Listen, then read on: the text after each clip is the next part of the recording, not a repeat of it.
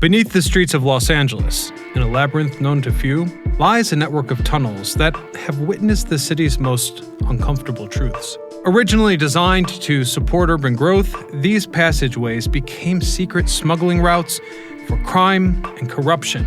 However, the tunnels have taken on new life over the decades, hiding stories that few dare to tell. But today, we will uncover them all. This is the story of LA's forgotten tunnels. I'm your host, Ryan Sokash, and you're watching It's History. Let's go back to a time before Los Angeles became the sprawling metropolis it is today.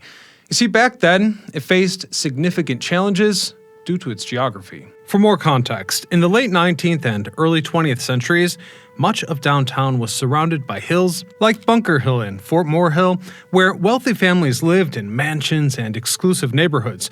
However, as the streetcar system grew and new suburbs like Hollywood emerged, these hills became a barrier to infrastructure development, limiting the city's growth and expansion north and west. One major challenge came down to the fact that streetcars, which connected downtown with the suburbs, couldn't really climb steep hills, so they had to go all the way around them. As an effect of this, traveling was unpleasant, with the routes prolonged and crowded when heading towards the rapidly growing areas of the city like Hollywood or Glendale. So naturally, engineers and urban planners of the time sought solutions to address this very issue, and it was then that they began to modify the terrain. So, with few alternatives to solving the city's traffic problem, underground tunnels became an indispensable solution for improving mobility within Los Angeles. One of the first was Hill Street Tunnel, inaugurated in 1909, with construction dating back to 1907. Led by the Pacific Electric Railway, the electric streetcar company that connected Los Angeles to its suburbs, this project was funded by the one and only Henry E. Huntington. Anyhow,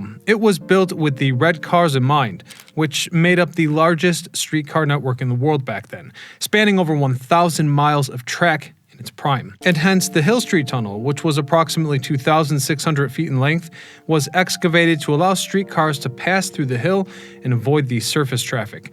Although much of the work was manual, excavation technologies already included using dynamite to break down rocks, as well as steam-powered excavation equipment to move the displaced materials.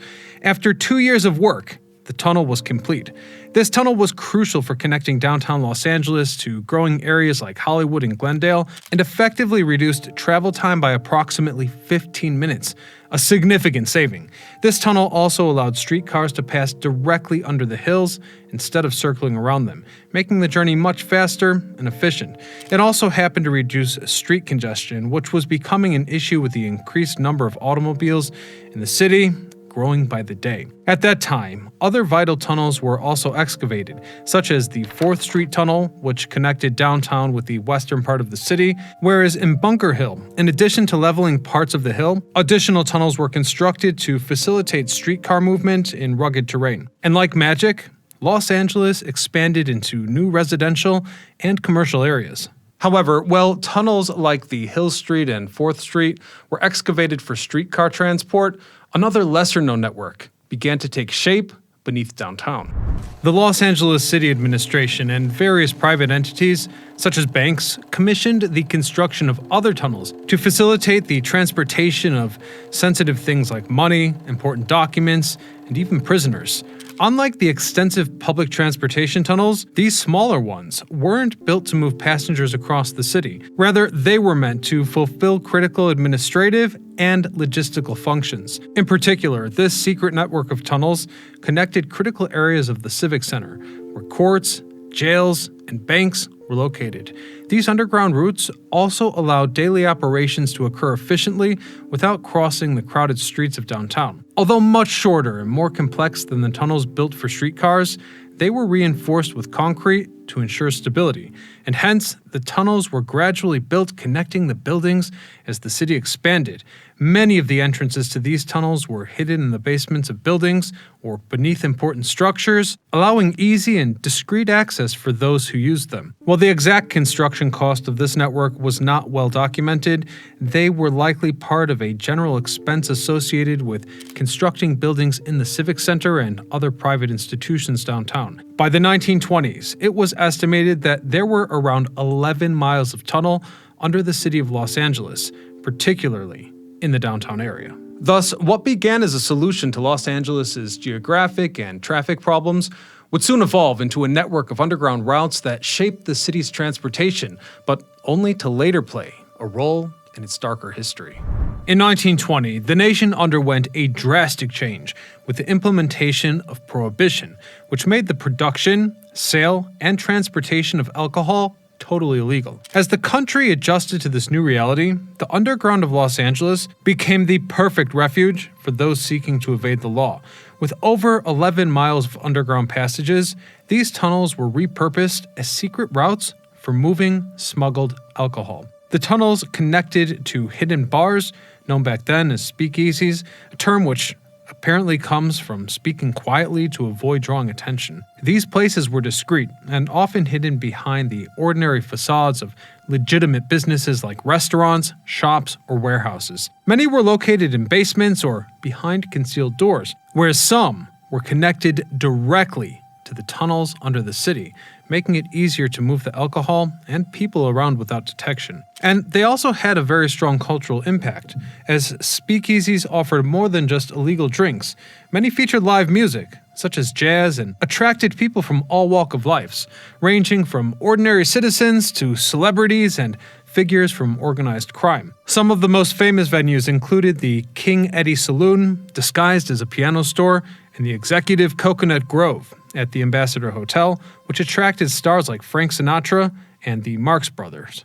We should also point out that Skid Row played a critical role in the alcohol smuggling that went on during Prohibition. Located in the heart of downtown, and not terribly far away from the port, this area facilitated the illegal transportation of liquor that arrived on ships.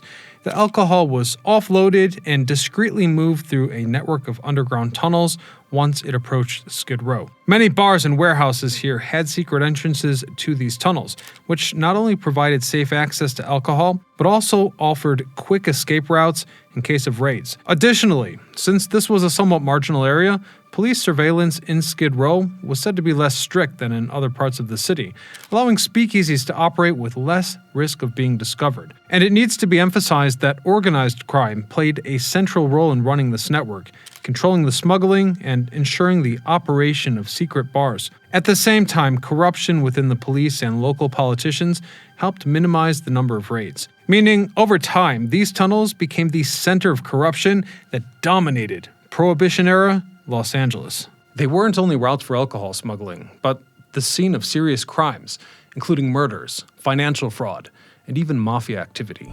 One of the most infamous was the Julian petroleum scandal, a massive fraud that shook the city in the mid-1920s. At the heart of the scandal was C.C. Julian, who, through his company, Julian Petroleum Corporation, orchestrated a Ponzi scheme, selling more than $150 million in fraudulent shares. Thousands of investors were deceived, including prominent businessmen and influential figures in the city. While the tunnels were being used for alcohol smuggling, Julian and his associates took advantage of this underground infrastructure to move large sums of money discreetly, hiding their operations from public scrutiny. The fraud collapsed in 1927, when it was revealed that Julian had issued millions of shares with no natural backing, leaving the investors bankrupt and the local financial system in chaos. C.C. Julian fled to China to avoid justice and eventually committed suicide in 1934. Now, the tunnels were not only witness to Julian's financial fraud, but also the violent power struggles that erupted among gangs and other critical figures in Los Angeles' organized crime scene. One of the darkest cases was the murder of Charlie Goodtime Crawford. These dark stories soon captured the imagination of both writers and filmmakers. With that shadowy duality between glamour and crime, Los Angeles became the perfect setting for an entirely new genre of film.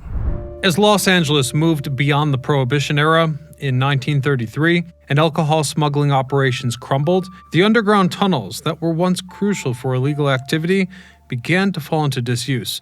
Without the need to move illegal goods beneath the city, the tunnels were just gradually forgotten by both the public and, in many cases, the authorities. Some were sealed off, whereas others were just left abandoned, accumulating dust and being covered by new construction. Although the infrastructure remained intact in many cases, their functionality and the demand for secret routes disappeared.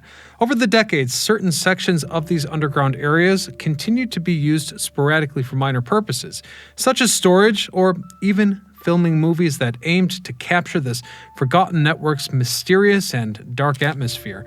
Given the city's history of political scandals, organized crime, and influence of dark elements in Hollywood, Los Angeles itself became the ideal character for these stories. Hence, film noir found its perfect setting during the 1940s and 50s. Iconic films like Double Indemnity, Sunset Boulevard, and Kiss Me Deadly were filmed in emblematic locations such as Bunker Hill, the Bradbury Building, and Angel's Flight. But more importantly, they often featured the tunnels, which by then were already marked by urban decay. These areas reflected the corruption and crime of real gangsters, a quality that lended authenticity to the genre's plots. You see, in film noir, characters often move through an environment of corruption and danger, much like the tunnels in real life. This connection between hidden spaces and plots filled with betrayal and crime made the tunnels an integral part of the dark imagination of the films from that era. Some literary works have also used Los Angeles' underground tunnels as crucial elements in their stories. Among them is The Big Nowhere, 1988, by James Ellroy, which sets the story in the 1950s where clandestine activities and tunnels might have played a role in the crimes and corruption described. On the other hand, Jace Daniels' Under Angels from 2011 explores Los Angeles' underground tunnels directly. This suspense novel uses the tunnels as a setting to develop mysteries related to criminal activity and hidden figures, cleverly integrating the passageways into the narrative. During the 1960s and 1970s, Los Angeles experienced a series of urban transformation that profoundly changed the city's landscape. Perhaps one of the most notable changes was the remodeling of Bunker Hill, a historic area that once housed old mansions but was demolished to make way for modern office buildings and skyscrapers. At the same time, the city saw a massive expansion of its highway network, which facilitated suburban growth by connecting new residential areas directly to downtown, a new feature of the city that also led to the rapid decline of the streetcar system, which ceased operations altogether in 1961. And this was no small fact. The disappearance of this mode of transportation led Los Angeles to rely heavily on automobiles, contributing to high traffic and urban sprawl towards the suburbs. As a result, some tunnels remained part of the city's hidden landscape, accessible only to government building employees or security companies. Occasionally, they still serve their original purpose for transporting money or documents between banks and offices. However, much of the network is just abandoned, and this has been showcased by urban explorers who rediscovered the tunnels in the late 1980s and 90s, and once the word got out, some areas took on a new life. As spaces used for urban art, where murals and ephemeral works have been created, they've also been a center of several urban myths, like the Lizard Man, and have been associated with both real and fictional crimes, reinforcing their image as dangerous, hidden places. As a result, interest in the tunnels has grown. While most are closed off and totally inaccessible to the public, some sections can be seen in guided tours. Although Los Angeles' underground tunnels have become a tourist attraction in a sense, they also tell a less visible story. A story that's been a bit inconvenient for the city in these polarized times. Since behind the cultural and historical interest, these spaces have been occupied by those seeking refuge in a city marked by the housing crisis, creating a contrast that reveals the complex reality of modern Los Angeles. In areas like Skid Row, where the homelessness crisis is especially severe, some of these tunnels have become makeshift shelters for those who have no other housing options, reflecting the persistent crisis that Los Angeles faces, as it remains one of the cities with the highest number of homeless individuals in the entire country. Implementing plans like the Skid Row Action Plan, which has managed to rehouse nearly 1,000 people in permanent homes, remains challenging. In 2022, for example, more than 4,400 people lived in Skid Row, of which 2,695 were unsheltered. Although the homeless population has decreased by 14% in the last 2 years, nearly 3,800 people are still living on the streets, many of them turning to tunnels and other abandoned spaces to survive. While authorities have tried to seal off many entrances to prevent safety and sanitary risks, the tunnels continue to attract homeless individuals because they offer privacy and protection from the elements. Currently, the Los Angeles government has yet to make concrete plans to rehab or officially repurpose these underground areas, a fact that pretty much remains unchanged since the Prohibition times. Though it should be said that there's at least one large-scale project to build new tunnels under Los Angeles, and that of course is Elon Musk's Boring Company, which planned to create an extensive system of tunnels under the city. Musk proposed a futuristic system with multiple layers of underground tunnels, which could in theory reach 100 levels deep,